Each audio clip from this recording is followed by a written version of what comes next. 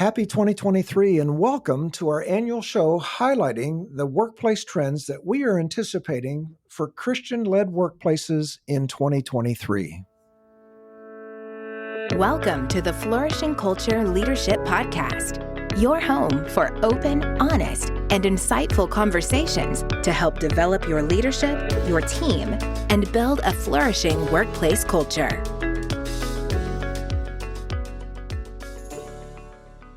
Hello, everybody. Welcome to the podcast today. My name is Robert Wachter. I'm the Global Marketing Director for Best Christian Workplaces. It's my pleasure to be on the podcast today and serve as your host for this very special episode. We'll be focused on workplace trends for Christian-led organizations in 2023. And as we all know, over the past 3 years, as leaders and organizations, we've been tested like never before. Our workplace landscape has changed. And so we want to look at what does that mean for us as we head into this new year. And so just to kind of put all of this into some context before I introduce our guest today, what's been happening and how this plays into how we strategize moving forward. So we know that there's been a lot of panic surrounding hybrid and remote workplaces that happened during the pandemic, but that panic is beginning to subside. Also, the Great Resignation. There was a hiring surge, which appears to be slowing down. We know there have been concerns about interest rates and inflation and possible recession that is front and center on our minds. There's opportunities for job seekers. That might be harder to come by as the economy slows down. Talent acquisition is falling from a top priority as jobs are being filled. Wage inflation is putting a new focus on compensation programs and are important to retaining top performers. And also, sadly, there's been a decline of our Christian culture reflected in church attendance. Attendance has dramatically declined, especially among millennials. So as leaders, we've been learning on the fly, navigating these changes, these challenges, the economy and the social and political unrest. And so as we head into this new year, as leaders, we're going to continue to play a huge role in our organizations, and we have to navigate and plan for what this means for our future. So to help us identify what we see as the trends for the Christian-led workplace in 2023, I would love to turn this over and introduce Al Lopus, our co-founder and board chair, and also Jay Bransford, our president and chief executive officer of Best Christian Workplaces, to lead us through this discussion. Welcome to the podcast, Jay and Al. Hey, Rob, great to be with you today, and I'm excited to talk about the trends for this year. Yeah, Rob, it's great. And first of all, thanks for being our host today. I love it. But Rob, before we start off, why don't you tell our audience about the update that happened regarding our brand refresh at Best Christian Workplaces?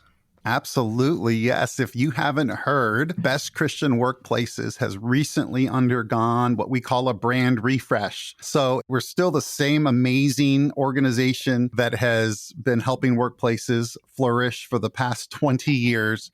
But we just felt it was time to update our look and feel, if you will. So you'll notice we're now workplaces.org. That's our website URL. We've got a new logo, a new look and feel. We really wanted to allow our brand, how we communicate visually, our brand to the public to match the quality and the excellence of our services and our products that we provide. So I hope you like it. If you haven't visited the new website, go to workplaces.org and check it out. Yeah, so thanks for asking, Al. And we'd love for you to lead us off into this discussion on trends for 2023. Oh, thanks, Rob. And I'm really excited about the brand refresh, and it's really proven to be a great time to do that. But anyway, here we are, 2023. And we've identified 7 areas that will emerge as top workplace priorities for Christian-led workplaces. And we're gonna deal with them one by one. And let me get to the first one. And Jay's going to help me as we go through this. The first one is rebuilding the employee experience and workplace culture. And we believe that's going to be job one for workplace leaders in 2023. You know, Employee expectations have shifted since the pandemic in 2020, and leaders are seeing the impact on the quality and quantity of employee attraction and retention. So every milestone, from a candidate's first impression through hiring and onboarding, their career growth and development, to their decision even to leave their organization, are critical points in the overall workplace experience. A Gartner survey of HR leaders found that 47% of them cite employee experience as the top priority for 2023. So let's look at a couple of elements of the workplace experience, and especially in Christian organizations. And I believe that one of the key issues for us to consider is making sure that there's a shared Christian purpose in Christian-led workplaces, where employees are increasingly seeking out organizations that align with their faith, their ethics, their values, and even to a degree, their politics. And this is a competitive advantage for Christian-led organizations in this tight labor market. We continually hear from employees how much they love to work for an organization that shares their faith and values. And people want to work for an organization where they can bring their whole selves to work. And that's, to a degree, what we call life-giving work, and that's what people find. And so for leaders to make sure that the shared Christian purpose is at front and center in an organization is important. But we also see that it's important for leaders to put people first. The employee experience needs to be individualized to their personal and professional circumstances. Employees are also looking for flexibility. A one-size-fits-all doesn't work anymore for employees because they're looking for flexible hours and benefits, flexible benefits to fit their lifestyles. And organizations need to be thinking about the sense of belonging. After COVID and the separation we experienced, connection and connecting in the workplace is being recognized as an important experience to rebuilding an organization's culture. I've often asked here in the last couple of months, Christian CEOs, are you hoping to bring people back to the workplace? And every one of them says, yes, it's important, it's imperative to bring people back to the workplace for the sake of creating a healthy and engaging culture. And that means deeper relationships in many cases. And this is experienced when people feel like they belong to the group that they're working with. And that's really reinforced by being together. And it's really also what we found with DEI. When we're working with racial minorities, the sense that they also feel belonged in the environment that they are working in is really critical. And finally, with this, overall employee well-being is a key theme as well, where employees look for organizations that take a holistic approach to mental, physical, spiritual, and emotional health. So, yes, employers are focused on rebuilding the employee experience post-COVID to be sure they're keeping their best people and not spinning their wheels with high turnover. And if working on improving your employees' experience is not on your agenda for 2023, we suggest you consider it. Thank you so much, Al. Employee experience, the first trend to focus on in 2023, and that just sounds amazing. Any employer that focuses on those items that you discussed is a place that sounds like a good place to work. Mm-hmm. So Jay, why don't we bring you into the conversation? What's the number 2 trend for 2023? Yeah, thanks, Rob. Similar to what Al described in the first trend, the second trend is also a result of our post-COVID world, and that is refining hybrid work. So what do I mean by refining hybrid work? Well, since COVID hit in 2020, employers and employees have navigated both the benefits and the challenges of shifting more of their workforce to working remotely or to a hybrid model. Now in 2023, we believe that getting these new flexible work models right will be a top priority. So that's what we mean by refining hybrid work as a trend for 2023. Now, as some background here, a workplace study conducted by an organization called BZ looked at 800 employees at large organizations, and they found that 73% of their staff worked in either a hybrid or a fully remote work setting in 2022. So 73% of their staff. And 32% of those employees said they want to remain fully remote. So that kind of gives us some context about the sheer volume of employees who are now working remotely or hybrid and their desire to continue doing so.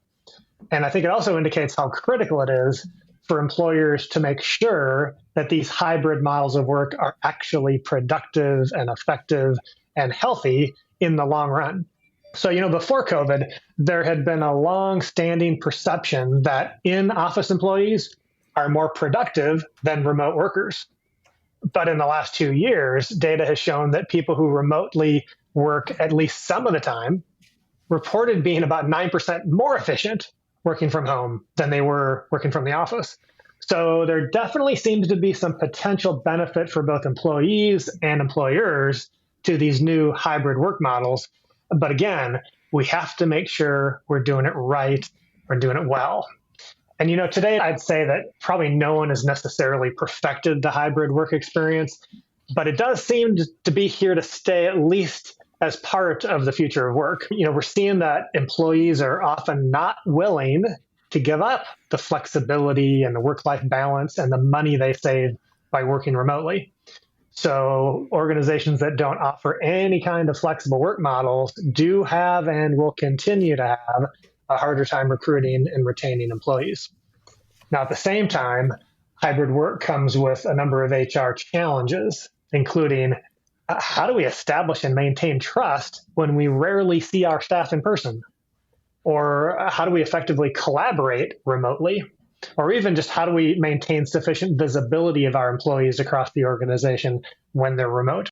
The good news is that, unlike in 2020, many more companies now have the structure and the systems and the equipment in place to better support hybrid work.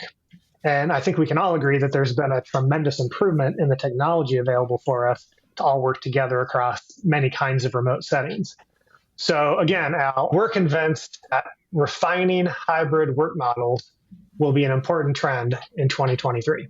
Thank you, Jay. That's really great information. Obviously, that is an important trend for 2023. Since I joined Best Christian Workplaces, it's been about 9 months or so. I came in and there was already a hybrid work model in place. And so I found it to be personally, it gives me a little bit more time working instead of driving. For those of you who might have a longer commute, I found a big benefit there. And there does seem to be a higher productivity with working hours and having flexibility in the location for certain employees to be able to work more effectively. And I think the overall work-life balance, for those of us who have families, kids, maybe responsibilities and things like that, that hybrid approach can be super beneficial. It sounds like both for employees and for employers. So that's amazing. So Al, take us into number 3. What's the third workplace trend to expect in 2023?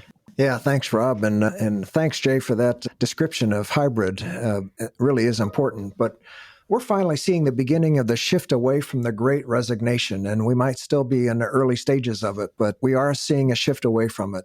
Many organizations are finding they're spending less time on recruiting to fill roles, and that's a welcome relief, I know, for many organizations. So as a result, we see refocusing on retention and employee engagement, the focus, moving away from attracting talent to now retaining talent and making sure our talent is engaged. So with work becoming more individualized and teams spending less and less time in the office, data showing that employees don't value work relationships as much anymore. And, I think we can all say that, yes, it's not quite the same.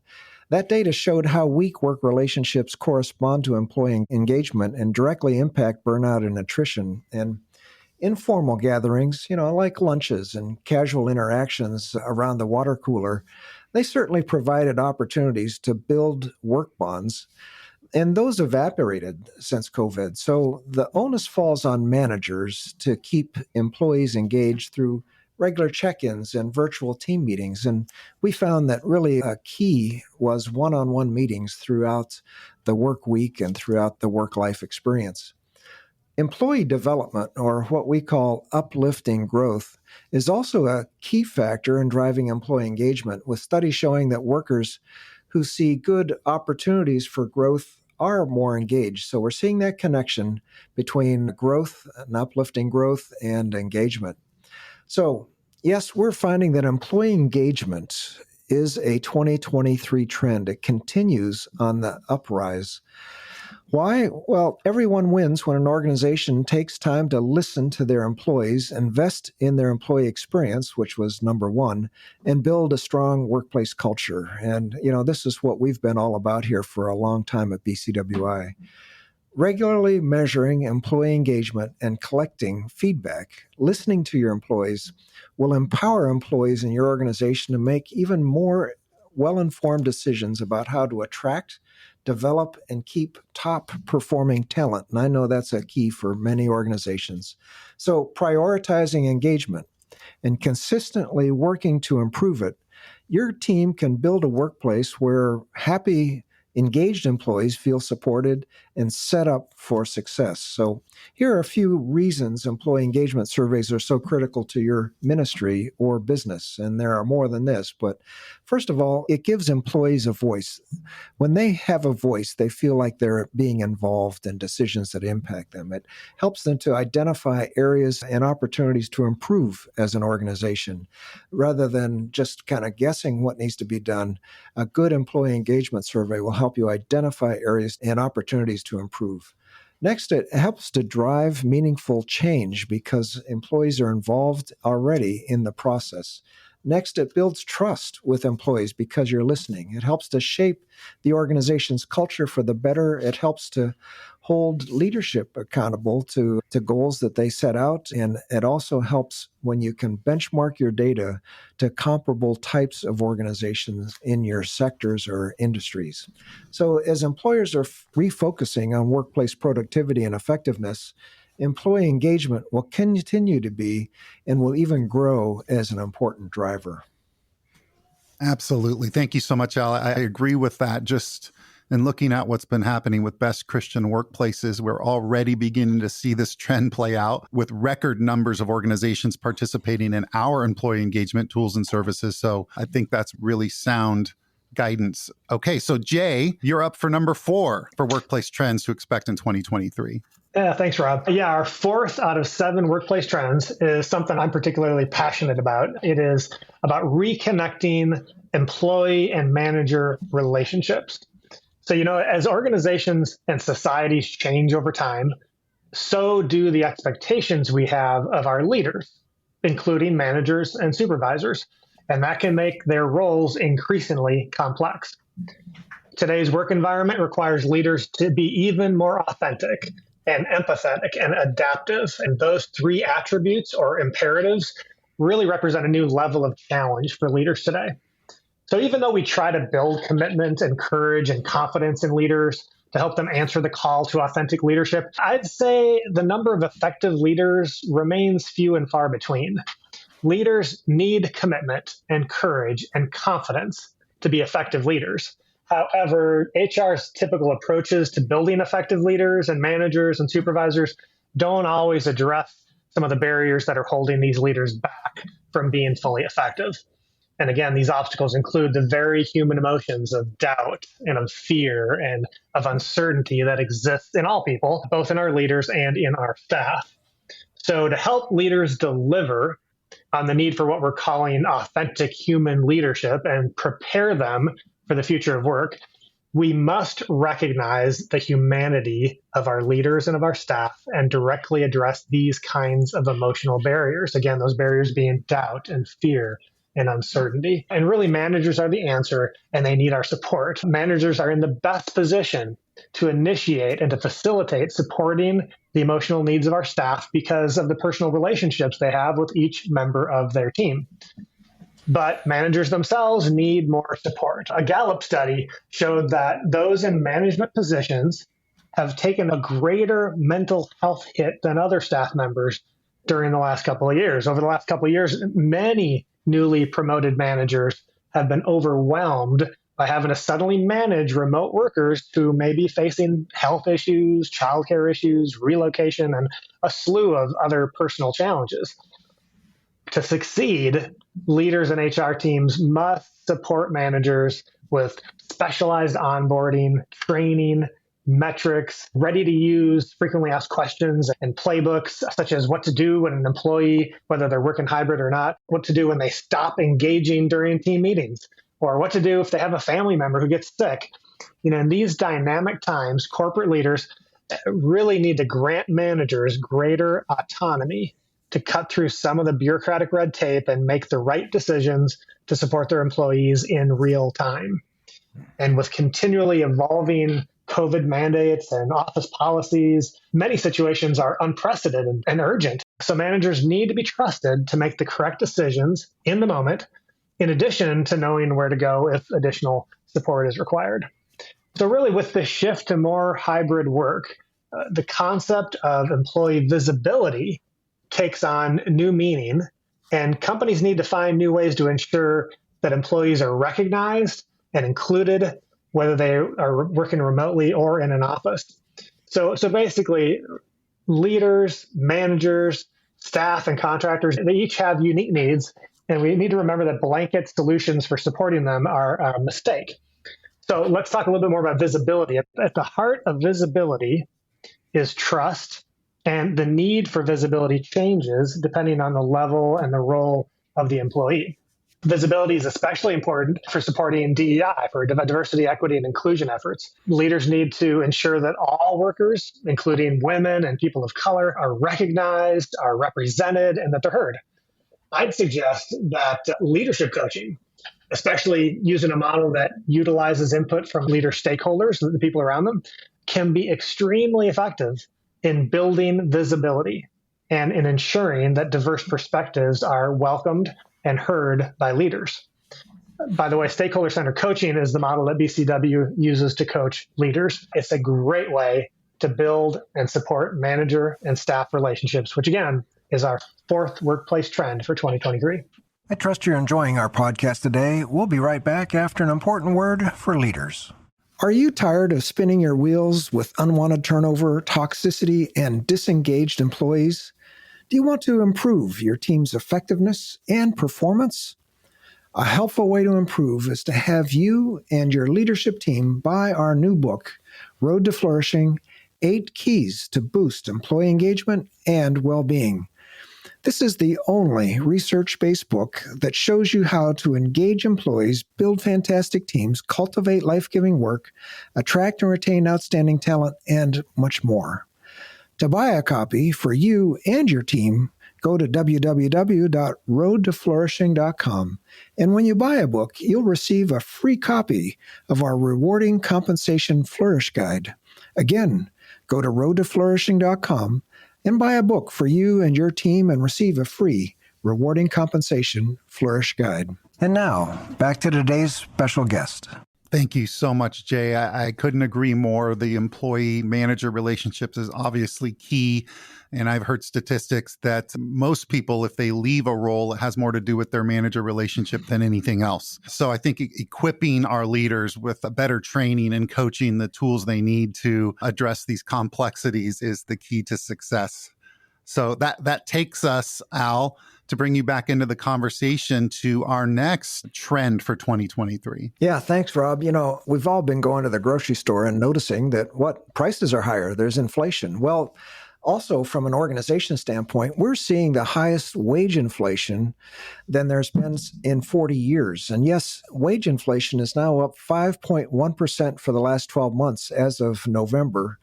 And that's an increase even than over the previous year. So we're seeing 2 years in a row where we've seen higher inflation that has been in place than the last 40 years. And so we see as a workplace trend for 2023, number 5, that revamping compensation programs and career paths is something to consider, and that we're already seeing a trend in that direction. So the first one is there are raising pay levels due to wage inflation. For many years, up to the past year, wage inflation was a consistent 2.5%, and employers didn't have to invest a lot of time in keeping their compensation programs up to date. But now employers are faced with these new challenges to be sure that they're updating their compensation programs to be competitive.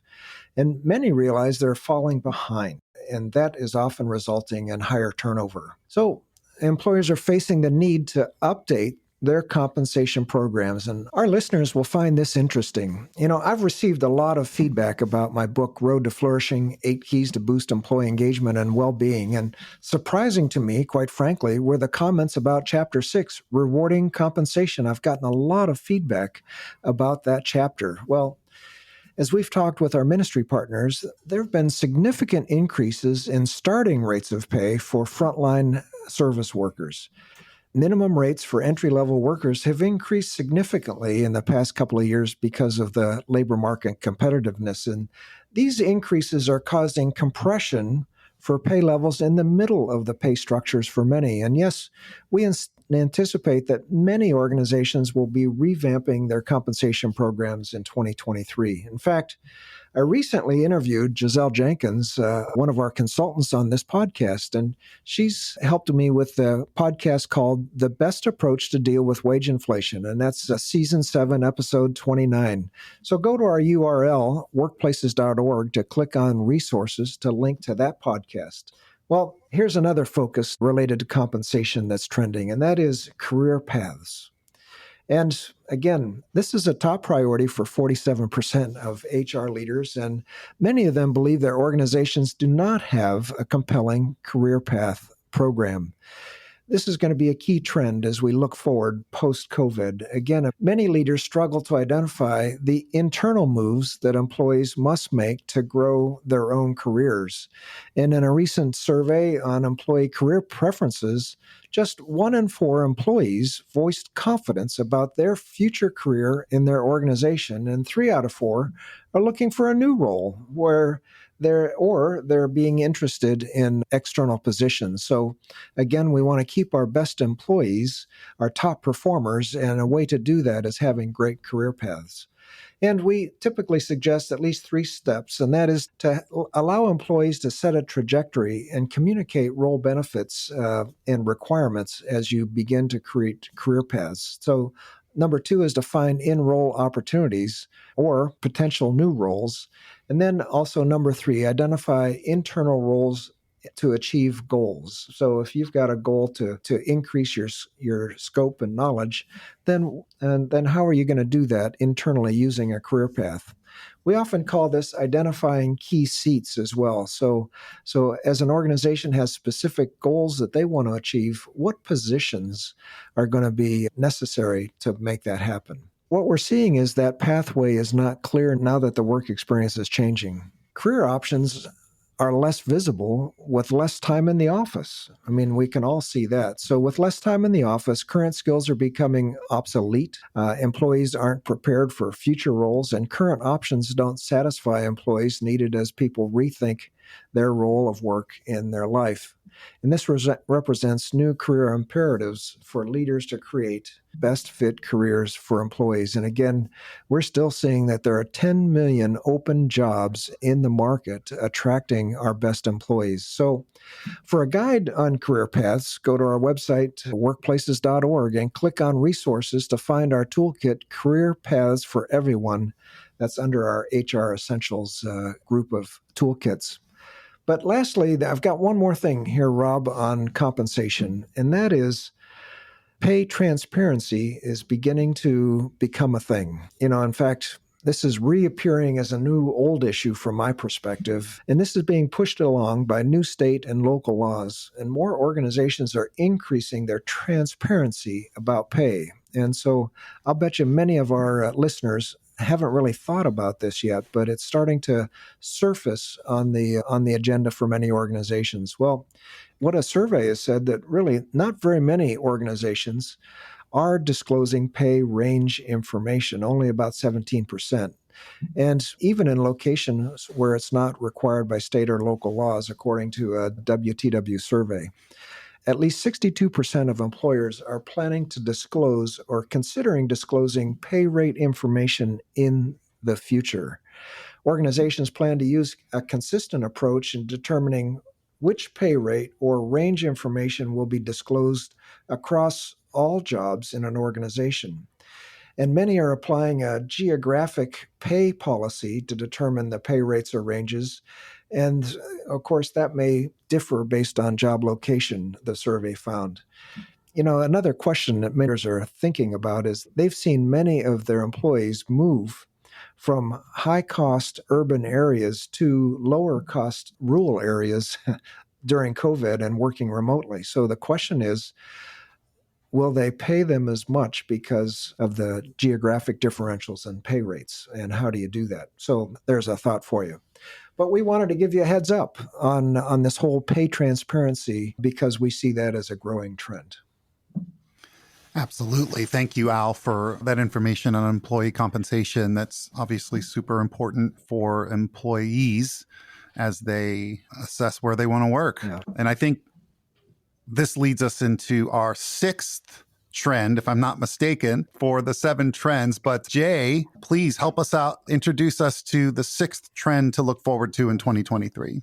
You bet, Rob. Well, our listeners might recognize the next trend as one that Al and I also mentioned last year in this podcast a year ago. And we believe it'll be even more prevalent in 2023. The 6th workplace trend is remaking the workforce with contingent workers.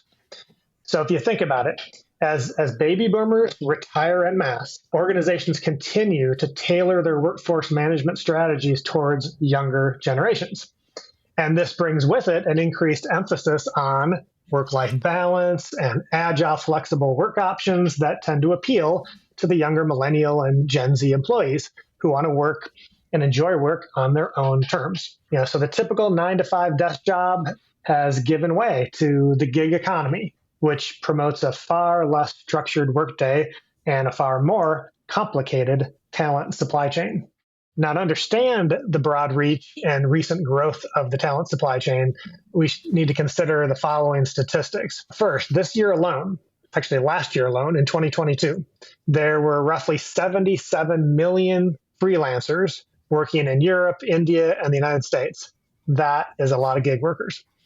Also, more than 40% of workers in the U.S. are employed in alternative work arrangements, such as contingent or part-time work. And this percentage has increased 36% in the last 5 years alone. And it includes workers of all ages and skill levels. And then in addition, the average percentage of contingent labor within organizations has almost doubled in the last year alone, going from 15 to 29%. And 41% of employees say they'll only work for a company that offers agile employment options. Let me say that again. 41% of employees say they'll only work for a company that offers agile employment options. That's a pretty amazing statistic. So as contingent labor options become more popular and include more specialized fields, hiring leaders trying to find the right talent at the right time are running into some internal administrative roadblocks. Today, only 16% of employees say that their companies have well-defined strategies for managing contractors and freelancers or gig workers. So to stay competitive in the war for talent, organizations and their teams could consider embracing contingent workforce opportunities. And while companies are currently filling the labor gap sometimes with gig workers, organizations have to have additional administrative processes and technologies in place to speed up the time it takes to fill those open positions and onboard these gig workers and get them up to speed and efficient quickly. So, with younger generations entering the workforce, the number of contingent workers will continue to climb. Contingent labor is really still in its infancy, but as the labor landscape continues to evolve, companies need to adapt if they want to remain appealing to potential employees and remain competitive in the market. So again, remaking the workforce with contingent workers, we believe will be a priority for many leaders in 2023. Thank you so much, Jay, for that information. Even here at Best Christian Workplaces, I can tell you that with this brand refresh that we've been working on for months now and recently launched, we did bring in some workers to help us with this huge project. And I think that really helped us lower the cost of hiring externally versus, full-time employees or even part-time employees. So I think that's really important heading into 2023. Amazing and kind of eye-opening statistics there, Jay. So thank you so much. That brings us to our final trend for 2023. And I will hand this back over to Al Lopus to guide us through this final trend? Well, thanks, Rob. Okay, number 7 is reconstruct your learning culture for the hybrid world. And again, there's a lot of discussion about, how hybrid will the world be going forward? And there is tension between many leaders and employees about how long hybrid's going to work. But we believe that hybrid's going to be a clear option for work going forward. A recent LinkedIn study labeled Workplace Learning Report does a great job of articulating what we're seeing in our ministry partner experience. It corroborates our experiences that culture is having a watershed moment. And according to BCW data, having opportunities to learn and grow is one of the keys that people say define an exceptional workplace environment.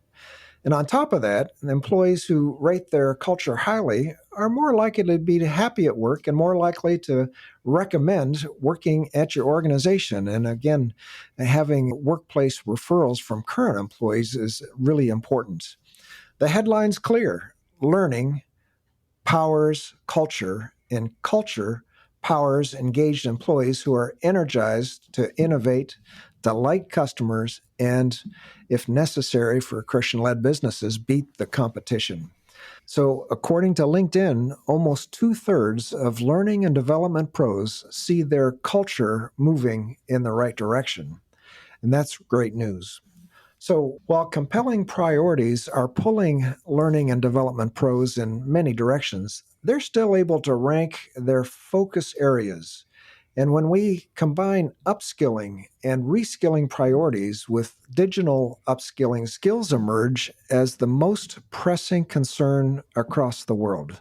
The primary focus areas for learning and development programs for 2022 are leadership and management training, and that's half of organizations say leadership and management training are one of the primary focuses.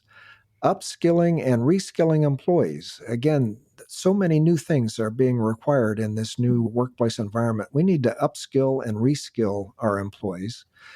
Digital upskilling and digital transformation is a priority outlined by 26% of the learning and development professionals. And still, number 4 is diversity, equity, and inclusion. So again, those are the 4 focus areas that organizations are outlining: leadership and management training, upskilling and reskilling employees, digital upskilling, and diversity, equity, and inclusion. So when you look at upskilling and reskilling employees, along with digital upskilling, 72% of learning and development budgets are focused on skill development. Again, the key focus is skills. A big question for leaders is, how do you measure the impact of skill building programs in your organization? This comes back over and over again. How do we measure the effectiveness of our learning and development programs? Well, we found that one key measure that's really effective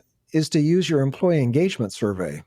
We've seen this over and over. Our Best Christian Workplace Engagement Survey has several targeted questions focused on the effectiveness of learning. A couple of our questions include, for example, over the past year, I've had opportunities to learn and grow, or I received the training necessary to complete my current assignment, or someone cares about my learning and development. So, yes, as we look at 2023, organizations of every size will need to reconstruct their learning culture for our hybrid world. So, Rob, that's number 7. Thank you so much, Al and Jay, for providing this incredible information on workplace trends for 2023. That wraps it up. But before we go, I want to give you one last minute to put all of this in context for us, especially for Christian-led organizations. So, Al, do you have any concluding thoughts that would be helpful for our listeners today? Yeah, I just encourage leaders in Christian workplaces to focus on this vision, and that is that we believe that Christian workplaces should set the standard for the best, most effective places to work in the world. And we believe that's important because people are drawn to workplaces that love one another, that work well together, that are seen as really getting things done. And I'm going to challenge all of our listeners. We want to see 1,000 flourishing workplaces in the year 2030. And that would be that would help to turn the declining culture in our country around to be a more focused, God-fearing, Christian-based culture.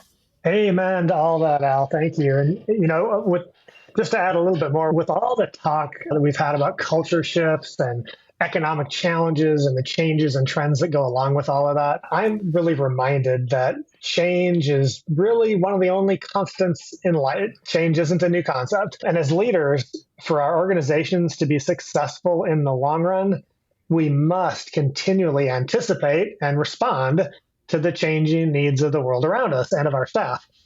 So as you know, at Best Christian Workplaces, we know that proactively seeking input from your staff annually is likely the best input into managing organizational change and for maintaining a healthy workplace culture.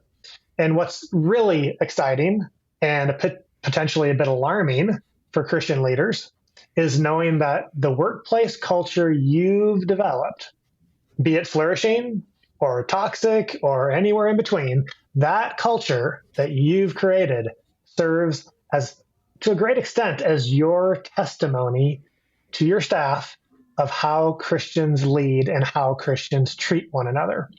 So for me, it's really an honor for us at Best Christian Workplaces to have the opportunity to help equip and inspire Christian leaders like you all listening to truly create engaged, healthy workplaces, thereby attracting people to Christ. And to me, that is possibly the most noble end outcome that Christian leaders could aspire to achieve in and through their organizations. Amen, Jay. Yeah, amen to that. Jay and Al, I want to thank you both for your contributions to the podcast today in informing us on these workplace trends for 2023. I know personally so much of that was enlightening, and I know it will be super helpful to all of the listeners out there. And most of all, I appreciate both of your commitment to creating workplace cultures and helping leaders meet the changing and demanding needs of people in workplaces around the country. I know personally, seeing this firsthand within the organization, how much of a difference is being made in people's personal lives, their work lives, and the kingdom impact that is happening around the world. So thank you so much for your investment and commitment to this cause. And also thank you for taking time out of your day today and speaking into the lives of so many listeners all across the country and world. So thank you both for taking time out of your day and your busy schedules to speak into the lives of so many Christian leaders and listeners around the globe. Thanks, Rob. Thanks for leading our discussion today. It's really been a pleasure. The Flourishing Culture Leadership Podcast is sponsored by Best Christian Workplaces. If you need support building a flourishing workplace culture, please visit workplaces.org for more information. We'll see you again next week for more valuable content to help you develop strong leaders and build a flourishing workplace culture.